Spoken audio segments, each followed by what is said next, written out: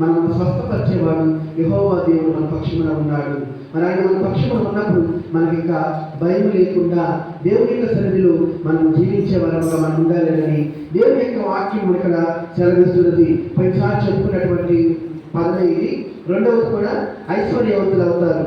మరి శ్రద్ధ గల వాడు ఐశ్వర్యవంతుడు అవునని మనం చదువుకున్నాం.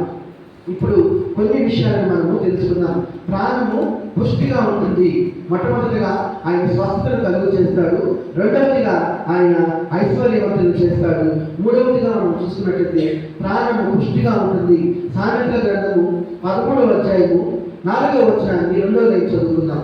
13వ అధ్యాయము 4వ వచనం 2వ లైన్. శ్రద్ధ గల వారి ప్రాణము చాలమ్మా. క్రీస్తునందు ప్రేమైనటువంటి దేవుని బిడ్డలారా, శ్రద్ధ గల వారి ప్రాణము పుష్టిగా ఉంటుందంట.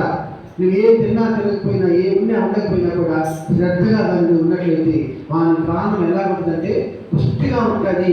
మరి ప్రాణం పుష్టిగా మనకు ఉండాలంటే, మరి సమృద్ధిగా మనకు ఉండాలంటే శ్రద్ధగా దేవుని యొక్క నామమును మనము మహిమపరచుకునే విధముగా మనం ఉండాలి. శ్రద్ధ కలిగినటువంటి ప్రాణాన్ని ఆయన పుష్టిగా చేస్తున్నాడు. ఈ యొక్క రాత్రికాల